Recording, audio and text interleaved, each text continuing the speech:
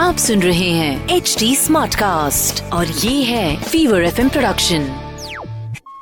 वनवास झेलने को मजबूर पांडवों के साथ समय जैसे खुद को दोहरा रहा था। वर्षों पहले भी वो लाक्षागृह से जान बचाकर निकलने के बाद ऐसे ही वन में छिपते छिपाते फिर रहे थे। मैं तब हिडिंब वन में भी उनकी मुश्किलों का साक्षी रहा हूं। मैं आकाश हूं, वो आंख जिनसे किसी की कोई मुश्किल नहीं छिपती। मैंने देखा है कि हिडिंबा के प्रेम का मान रखने के लिए भीम ने उससे विवाह कर लिया और उसके बच्चे का पिता भी बना।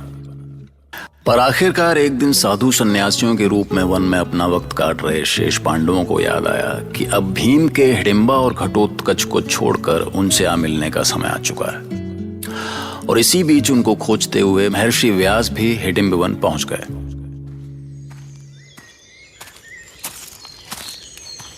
सुनो भाई।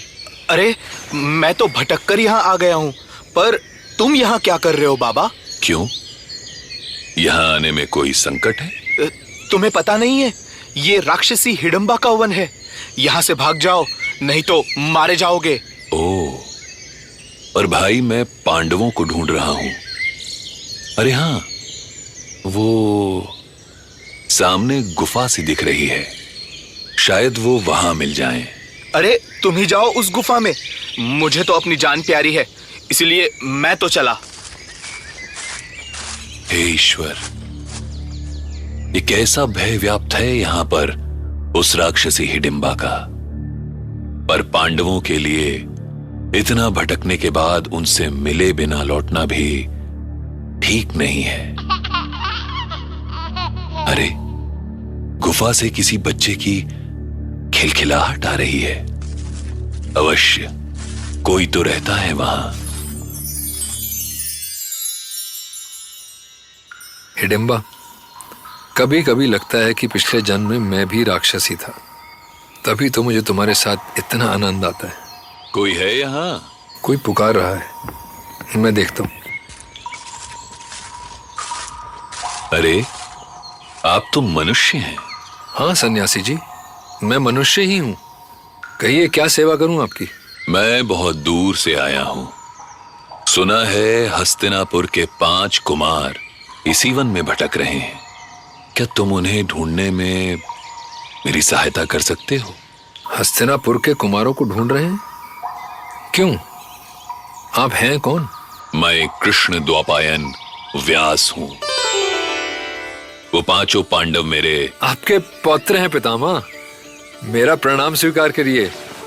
आपके दर्शन पाकर धन्य हो गया मैं आपका भीमसेन। भीमसेन? अरे ये लंबी दाढ़ी, जटाओं जैसे बाल, ये क्या राक्षसों जैसा रूप बना लिया है तुमने?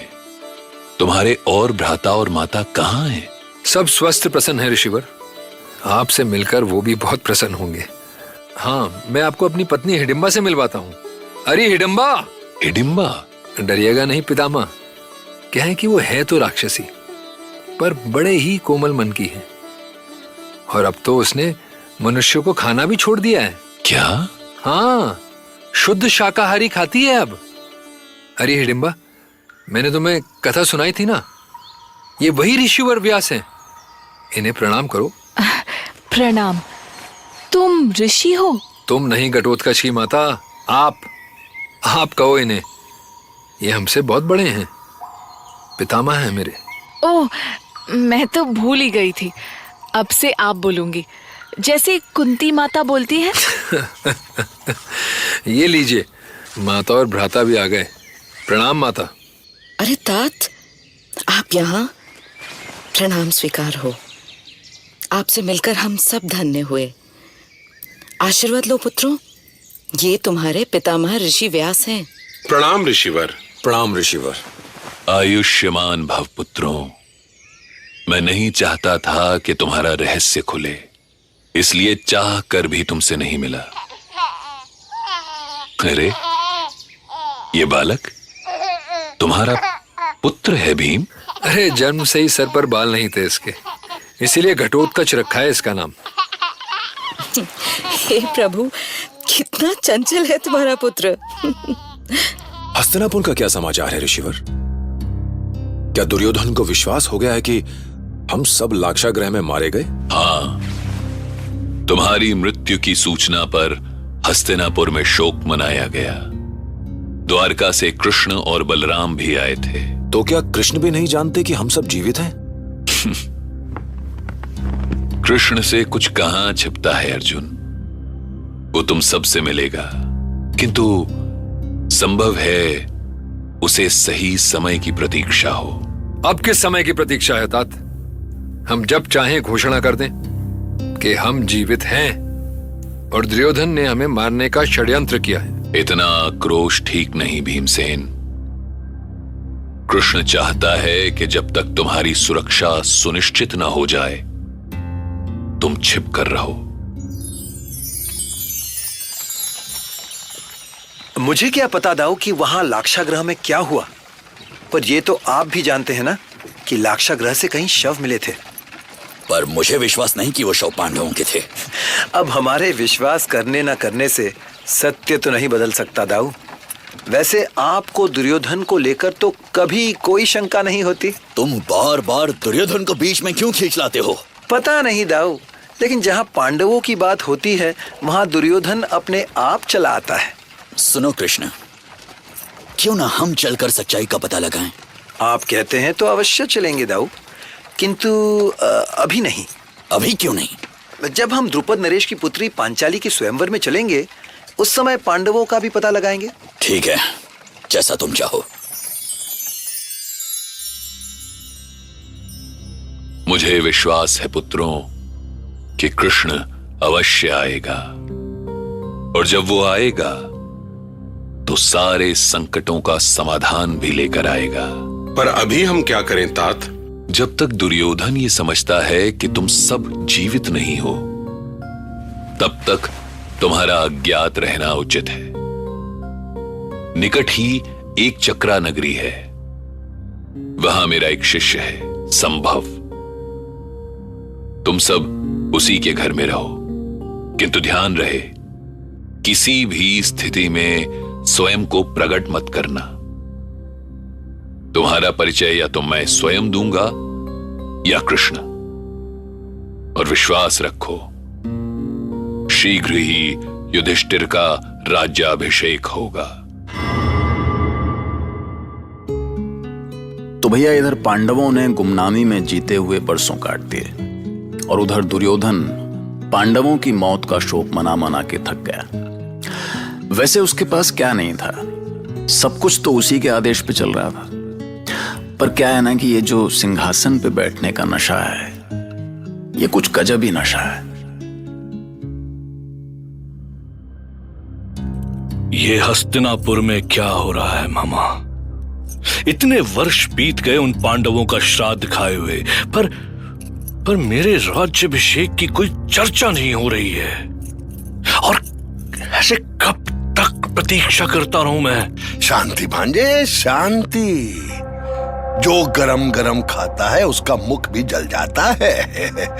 जब सारा हस्तिनापुर तुम्हारे आदेश से ही चल रहा है तो राज्य अभिषेक की ऐसी शीघ्रता क्यों कर रहे हो भांजे? इसे आप शीघ्रता कह रहे हैं मामा? शीघ्रता कह रहे हैं इसे? अरे जब से मैं जन्मा हूं तब से उस सिंहासन पर बैठने के लिए तड़प रहा हूं। पिता के बाद ये राजगद्दी किसकी होती है? पड़ोसी की नहीं ना, पुत्र की।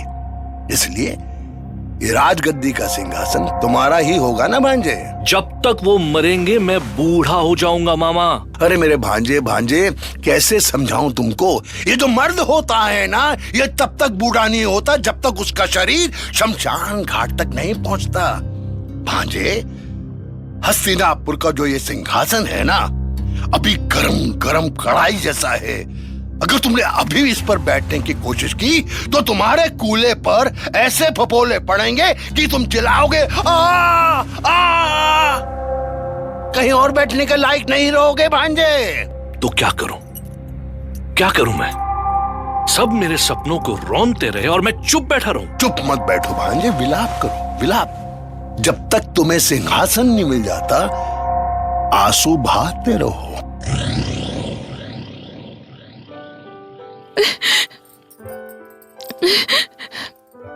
नहीं, मैं अपने प्राण त्याग दूंगी भीमसेन। तुम्हारे सिवा मेरे जीवन में है ही क्या। हिडिंबा, हमें साथ रहते हुए 2 वर्ष पूरे हो चुके हैं। तुम्हें दिया मेरा वचन भी पूरा हो गया है। अब मुझे अपने वो कर्तव्य निभाने हैं जिनके लिए हम सब यहाँ वन में भटक रहे हैं। पुत्री हिडिंबा, देखो तुमने भीम से पुत्र चाहा था और वो तुम्हारे सामने है। अब तुम इसकी रक्षा करो, इसे योग्य बनाओ, ये तुम्हारा भविष्य है। ठीक है माता, ले जाइए भीमसेन को, पर हमें भूल मत जाइएगा। जाइए। यहाँ से एक चक्रा नगरी आरंभ होती है। ईश्वर तुम्हें और हमारे इस घटोत्कच को सदैव सुखी रखे। चलो पुत्रों।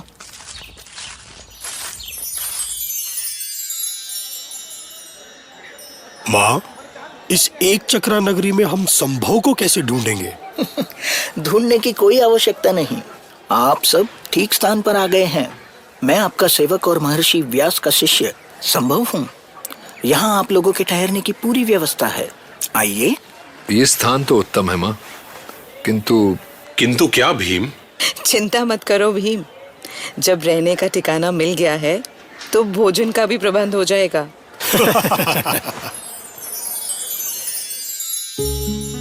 तो आखिरकार पांडव एक चक्रा नगरी पहुंच गए और कुछ दिन में संभव के परिवार में घुल मिल गए। पर अजीब है ना कि राजभवनों में पले बड़े पांडव एक गरीब के घर में रूखी सूखी खा के भी खुद को खुशनसीब मान रहे थे। आपको याद है ना, जब आप नए शहर में आए थे तब आपको भी अपनी एक छोटी सी जॉब कितना सुकून देती थी। तो भैया, आदमी नहीं, समय बलवान होता है। सुनते रहिए महाभारत।